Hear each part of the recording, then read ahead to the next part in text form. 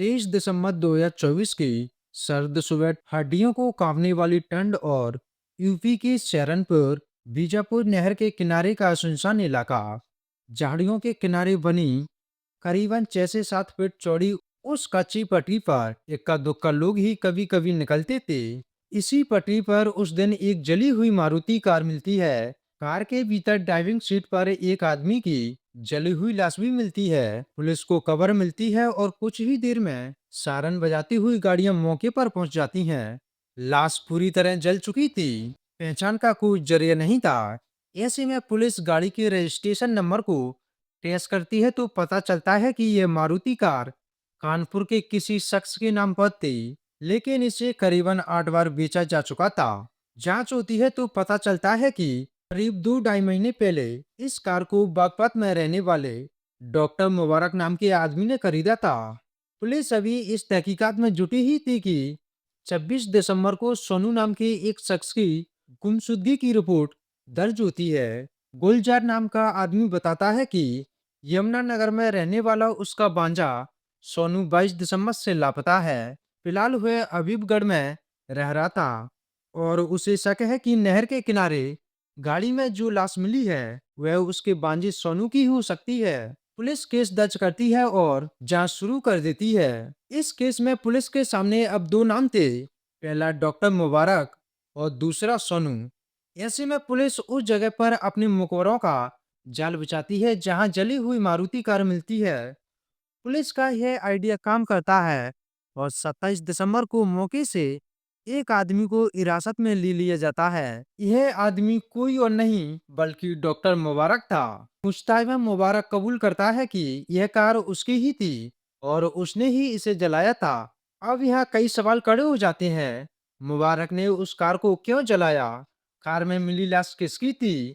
और मुबारक दोबारा उस जगह पर क्यों गया था? इन सारे सवालों के जवाब मुबारक की उस कहानी से मिल जाते हैं, जिसे सुनकर पुलिस वालों की आंखें पट्टी की पट्टी रह जाती हैं। डॉक्टर मुबारक अहमद बागपात के असरा गांव का रहने वाला था, लेकिन करीबन 20 साल पहले हुए सहारनपुर के हबीबगढ़ में आकर रहने लगा। पेशे से मुबारक एक यूनानी डॉक्टर हैं और हबीबगढ़ में ही अपनी क्लिनिक चलाता है। कुछ महीने पहले मुबारक ने बैंक से 10 लाख रुपए का पर्सनल लोन लिया। इसके अलावा कुछ और जानने वाले लोगों से भी लगभग 10 लाख रुपए उधार ले लिए थे। इसके बाद उसने 2 नई कार और एक बाइक फाइनेंस कराई। अपने नाम पर करीबन 10 लाख रुपए की लाइफ इंश्योरेंस पॉलिसी और 5 लाख का हेल्थ इंश्योरेंस भी लिया। इसके अलावा उसने एक प्रॉपर्टी भी खरीद ली।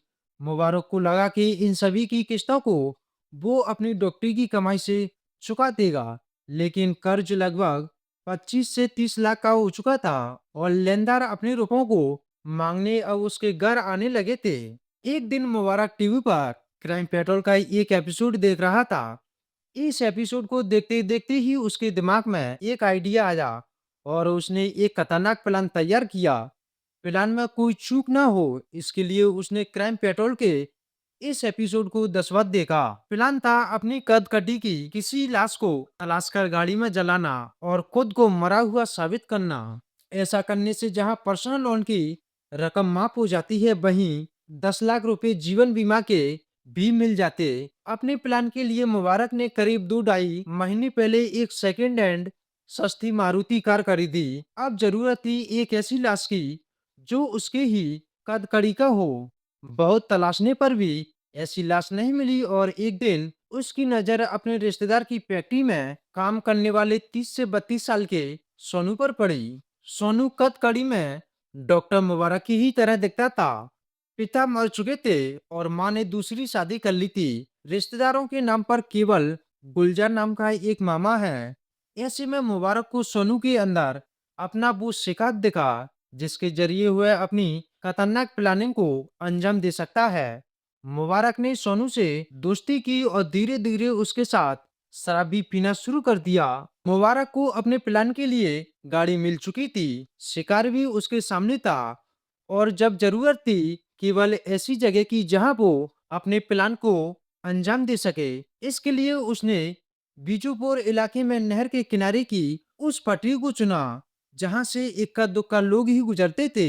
22 दिसंबर को मुबारक ने सोनू को शराब पीने के बहाने से अपनी गाड़ी में बिठाया और रात के अंधेरे में नहर के किनारे पहुंचा। दोनों ने कार में बैठकर शराब पी और इसी दौरान मुबारक ने चुपके से सोनू के गिलास में नशे की कुछ गोलियां मिला दी। सोनू जब बेहोश हो गया तो डॉक्टर मुबारक ने उसे ड्राइविंग सीट पर बिठाया और उसके गले से सोने की चेन निकाल ली। सोनू की पहचान का कोई सबूत मुबारक ने गाड़ी में ही छोड़ा। इसके बाद पीछे छुपाकर रखी पेट्रोल से भरी कैन निकालकर उसने पूरी कार पर डाल दी, फिर गाड़ी में आग लगाई और मौके से फरार हो गया। अगले दिन बिजोरा इलाके के रहने वाले जब्बर अली की नजर इस जली हुई कार पर पड़ी और उन्होंने पुलिस को मामले की खबर दी। यहाँ से मुबारक की प्लानिंग थी कि जैसे ही उसके नाम का डेथ सर्टिफिकेट जारी होगा, वो अपनी पत्नी के जरिए बीमा की रकम हासिल कर लेगा। इसके बाद वह अपना नाम और पहचान बदलकर किसी और राज्य में जाकर नए सिरे से जिंदगी शुरू कर देगा। सब कुछ मुबारक की प्लानिंग के हिसाब से हुआ, लेकिन उसकी एक चूक से पूरे मामले का पर्दाफाश कर दिया। दरअसल पुलिस को जब सोनू की गुमशुदगी की रिपोर्ट मिली तो अफसरों ने मुखबरों का एक जाल उस जगह पर बिछाया जहां जली हुई गाड़ी मिली थी। 27 दिसंबर को मुबारक ने यह चेक करने के लिए मौके इबादत पर पहुंचा कि कार ठीक से जली या नहीं जली, और फिर पुलिस के शिकंजे में फंस गया। मुबारक ने पुलिस की पूछताछ में अपना गुनाह कबूल कर लिया। उसके पास से सोनू की सोने की चेन भी बरामद हो गई।